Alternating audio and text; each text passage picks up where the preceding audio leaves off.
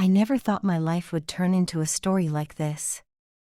A story about trust, betrayal, and the lines we never should cross. But here I am, finally ready to share what happened during my junior year at Greenwich High. My name is Emma Mitchell, and my life wasn't always complicated. In fact, it was predictably empty. Living in our sprawling Connecticut home felt like existing in a museum after hours. Everything perfectly placed, pristine, and utterly lifeless. My parents were corporate lawyers at one of Manhattan's top firms. They commuted 2 hours each way, leaving before dawn and returning long after dinner. I got used to eating alone, the sound of my fork against the plate echoing through our marble kitchen. My Instagram feed was full of other kids' family dinners and weekend adventures. I posted pictures of my artwork instead. Drawing was my escape, my way of creating the warmth I couldn't find at home. My grades were perfect, they had to be.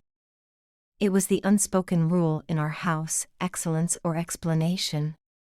But then came calculus, and suddenly my perfect academic record was at risk. I still remember the night my parents actually came home early to discuss my B on the midterm. Mom's heels clicked against the hardwood floors like a countdown.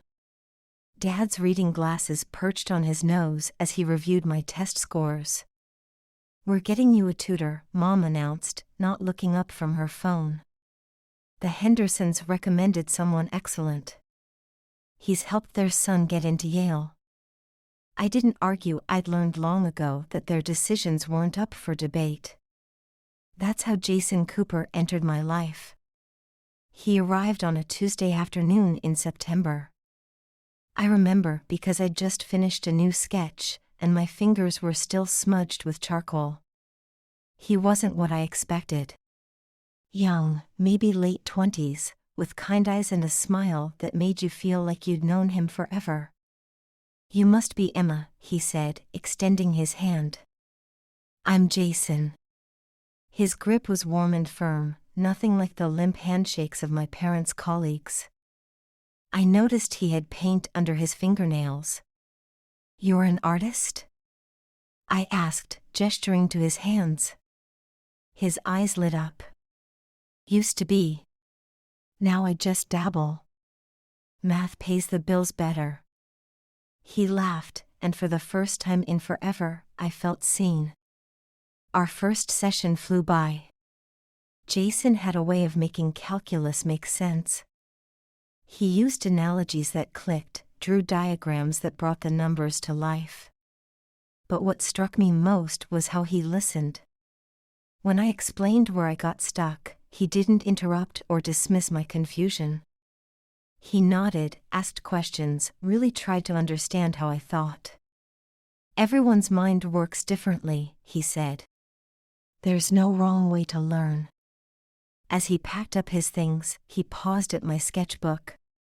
"These are incredible," he said, carefully turning the pages.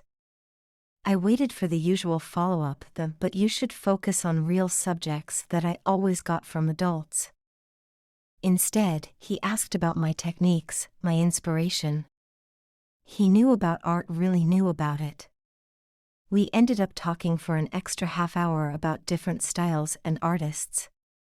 For once, I didn't feel like the weird girl who spent lunch periods sketching instead of socializing. That night, I got a text from an unknown number. "Great session today. Here's that artist I mentioned, think you'll like her style."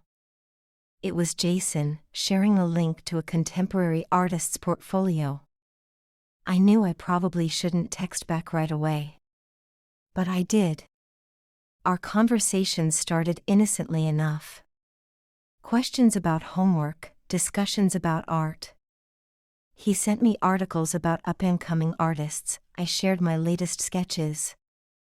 Soon we were talking about everything. My dreams of art school, his abandoned painting career.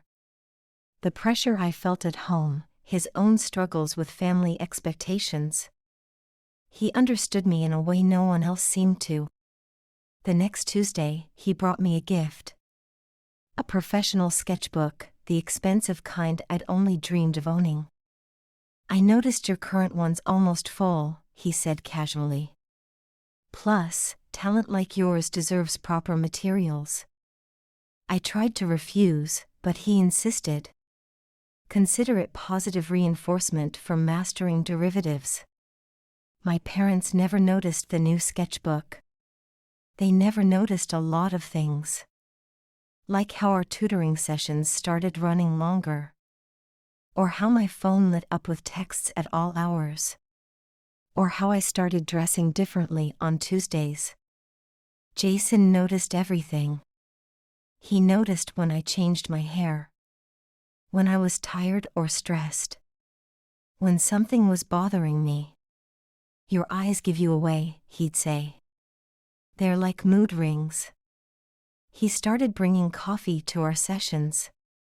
Can't have my star student falling asleep on me. He remembered exactly how I liked it, vanilla latte, extra hot. The first time his hand brushed mine as he handed me the cup, I felt electricity shoot through my body. I told myself I was imagining things. That I was reading too much into his smiles, his compliments, the way his eyes lingered on mine. He was my tutor, nothing more. But then came the night that changed everything. My parents were at a conference in Boston. A storm was rolling in, thunder rumbling in the distance. Jason suggested we move to the living room, better lighting, he said. We sat on the couch, closer than usual. I could smell his cologne, something woodsy and expensive. He was explaining logarithms, but I couldn't focus. Not with him so close. Not with the storm making everything feel intimate and intense. Emma, he said softly. Are you listening? I looked up and found his face inches from mine. Time seemed to stop. The rain pounded against the windows. Lightning flashed, illuminating his features. In that moment, I saw something in his eyes that made my heart race. We shouldn't, he whispered. But he didn't move away. Neither did I. The first kiss was gentle. Hesitant. Like he was giving me a chance to pull back. To say no. To keep things simple and safe. I didn't want safe. I wanted him. The second kiss was different. Hungry, desperate, like we'd both been holding back for too long. His hands tangled in my hair. Mine gripped his shirt. The storm raged outside, but I barely heard it. All I could focus on was Jason. The way he touched me. The way he whispered my name. The way he made me feel alive for the first time in my life. We crossed a line that night. A line we could never uncross. A line that would haunt me for years to come. But in that moment, wrapped in his arms as the storm raged outside, I didn't care about lines. I didn't care about right or wrong. I only cared about him. About us. About this feeling I never wanted to end. I should have known it couldn't last. That what felt like love was something else entirely. Something darker. Something that would leave scars I couldn't see. But that would come later. That night, I just let myself feel. Let myself believe that someone finally saw me. Really saw me. Even if that someone was the last person who should have been looking. The rain eventually stopped. The thunder faded to distant rumbles. But nothing would ever be the same. I had stepped over a line. And there was no going back. Not now. Not ever. As I watched Jason drive away that night, I didn't know I was watching my innocence leave with him. I didn't know that what felt like love was actually something else. Something that would take years to understand. Years to heal from. But that's the thing about lines. You never really know you've crossed them until you're already on the other side. And by then, it's too late to find your way back. The next few weeks passed in a blur of stolen moments and secret smiles. Our tutoring sessions became something else entirely. Math was still discussed, equations still solved. But now there were lingering touches, knowing glances, kisses stolen between derivatives and integrals. Jason was careful, always so careful. He made sure no one saw how his hand would rest on my knee under the table, how he'd brush my hair back when no one was looking, how his texts became more frequent, more intimate. Thinking of you. Miss your smile. Can't wait to see you. I saved every message, reading them late at night when I couldn't sleep. They made me feel special, chosen. But there were rules. No one could know, he said. They wouldn't understand. They'd try to keep us apart. I agreed without hesitation. After all, I was good at keeping secrets. I'd been doing it my whole life. Hiding my loneliness from my parents. My art from their expectations. My heart from the world. What was one more secret? But this one was different. This secret had weight. It sat heavy in my chest during family dinners. It burned in my throat when my mom asked about tutoring. It made my hands shake when my dad signed Jason's checks. Still, I told myself it was worth it. The way he looked at me made everything worth it. Until things started to change. It was subtle at first. A canceled session here. A delayed response there. His smiles became less frequent. His touch more hesitant. We need to be more careful, he'd say. But his eyes wouldn't meet mine. I started watching him more closely. Noticed how he'd check his phone constantly. How he'd put more distance between us during lessons. How his goodbye kisses became quick pecks. Then barely brushes of lips. Then nothing at all. I tried to talk to him about it. Is everything okay? Are we okay? He'd smile that perfect smile. Of course, am. Just busy. But something had shifted. I could feel him pulling away.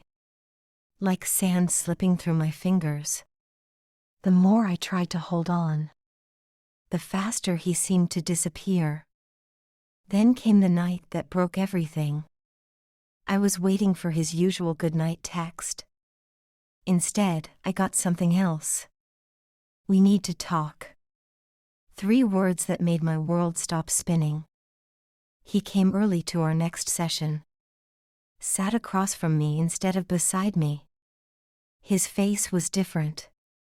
Closed off. Professional. This has gone too far, he said. His voice was steady, controlled. Like he was discussing a math problem. Not breaking my heart. I've been offered a position at another school. In California. I'm taking it. Just like that. No discussion. No debate. Just cold, hard facts. Like everything between us had been a dream. Or worse, a mistake. I felt the tears coming. Tried to hold them back. Failed. But what about us? My voice sounded small. Childish. He flinched at the word us. There is no us, Emma. There never should have been. I'm your tutor. That's all I ever should have been. Each word was a knife. Precise. Calculated. Deadly. You're young, he continued. You'll move on. Forget about me. But how could I forget? How could I forget his kisses? His promises? The way he made me feel alive? He stood up, gathering his things. Professional to the end. I'll recommend another tutor. Someone more appropriate. And just like that, he was gone. No goodbye kiss. No final embrace. Just the sound of his car starting. Driving away. Taking my heart with him. I sat there for hours. Staring at the space where he used to sit. Trying to understand how something that felt so real could disappear so completely. My phone stayed silent that night.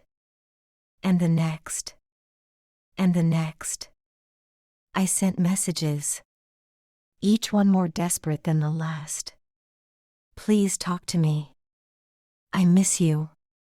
I love you. They all went unanswered. Eventually, they started bouncing back. Number changed. Just like that, he erased himself from my life. Like he'd never existed. Except he had. The sketchbook he gave me proved it. The memories proved it. The hole in my heart proved it. My parents noticed my grade. Slipping. Asked about getting a new tutor. I said I'd handle it myself. They were too busy to argue. Too busy to notice their daughter was breaking. I threw myself into my art. Drawing became my therapy. Page after page of dark lines. Broken shapes. Shadowed faces. My art teacher noticed the change. Called it emotionally evocative. If only she knew. The weeks turned into months. Winter came and went. Spring brought college acceptance letters. I got into RISD. My dream school. The one Jason and I had talked about. Had planned for. My parents were surprisingly supportive. Maybe they finally saw my passion. Or maybe they were just too tired to fight. Either way, I was going. Getting out of this house. Away from these memories. But memories are funny things. They don't stay where you leave them. They follow you. Haunt you. Shape you. I thought about telling someone. A friend. A counselor. Anyone. But the words wouldn't come. How could I explain something I barely understood myself? How could I admit that I'd been so naive? So desperate for love that I'd ignored all the warning signs? So I kept it inside.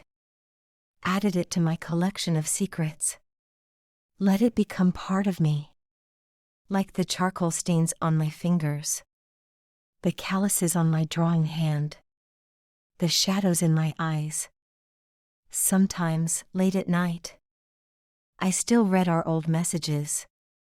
The ones I couldn't bring myself to delete. Looking for clues. Signs I missed. Warnings I ignored. They're still there. Digital ghosts of what we were. What I thought we were. What we never should have been. Years have passed since that rainy night. Since the last time I saw Jason Cooper. I'm in my final year at RISD now. My artwork hangs in galleries. People call it haunting. Emotionally raw. Deeply personal. If they only knew. College was supposed to be my fresh start. A chance to reinvent myself. To forget. But some things don't let go that easily. I saw him once, 2 years ago. Not in person.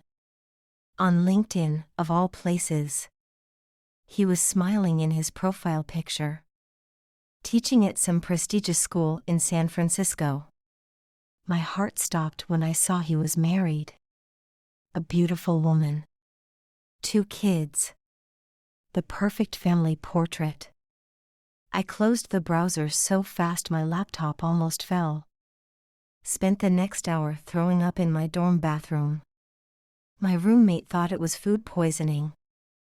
I let her believe that. It was easier than the truth. The truth that seeing him happy moved on. While I was still carrying our secret. Still felt like drowning. Therapy helped, eventually. When I finally found the courage to go. My therapist called it grooming. Said all the signs were there. The gifts. The attention. The isolation. The secrets. Words I didn't want to hear. Truths I wasn't ready to face. But she was right. Of course she was right. I wasn't special. I was targeted. Chosen not for my uniqueness, but for my vulnerability. My loneliness. My need to be seen. The hardest part was forgiving myself. Understanding that at 16, I was just a child. No matter how grown up I felt. No matter how mature he said I was a child. And he knew exactly what he was doing. Art became my salvation. Each piece a step toward healing. Toward understanding. Toward freedom. My senior thesis is called Lines Crossed. A series of portraits. Young girls with old eyes. Shadows reaching for them. Darkness disguised as light. The critics love it. Call it a powerful commentary on innocence lost. They have no idea how personal it is. How each brushstroke is a memory. Each shadow a secret finally exposed. My parents came to the opening. Actually left work early for it. Mom cried when she saw my work. Dad hugged me for the first time in years. "We're so proud of you," they said. And for once, I believed them. They still don't know about Jason. About what happened in their own home. While they were building their careers. Sometimes I think about telling them. But what would it change? The past is the past. And I'm not that lonely girl anymore. I'm stronger now. Wiser. More careful with my heart. Dating is still hard. Trust doesn't come easily. When someone gets too close, I feel the walls go up. Automatic. Protective. My last boyfriend called me guarded. He wasn't wrong. But he also didn't understand. How could he? I'm learning though. Learning to let people in. To recognize genuine kindness. From manipulation. Real love from grooming. I still draw every day. But my art has changed. There's light now, not just shadows. Hope mixed with the pain. Growth sprouting from decay. My latest piece sold yesterday. A self-portrait of sorts. A young girl standing in rain. But she's not drowning anymore. She's dancing. Sometimes I wonder if Jason sees my work. If he recognizes himself in the shadows. If he feels any guilt. Any remorse. Or if I was just another conquest. Another line crossed. Another secret kept. But I don't let those thoughts consume me anymore. His power over me ended the day I understood. I wasn't the one who should feel ashamed. I was a child. He was the adult. The responsibility was his. Not mine. Never mine. So I paint my truth. Tell my story through art. Hope that somewhere another lonely girl might see it. Recognize the warning signs. Save herself before it's too late. Because that's the thing about lines. Once you know they're there, you can choose not to cross them. Choose to stay safe. Choose to be strong. Choose to survive. And that's what I did. I survived. I created beauty from pain, art from ashes, strength from vulnerability. And now I'm telling my story. Not for him. Not for revenge. But for that 16-year-old girl who thought she was in love, who didn't know any better, who deserved so much more. And for all the other girls out there, still waiting to be seen, still vulnerable, still lonely. This is for you. You are not alone. You are stronger than you know. And your story isn't over yet. Mine wasn't. It was just beginning. End.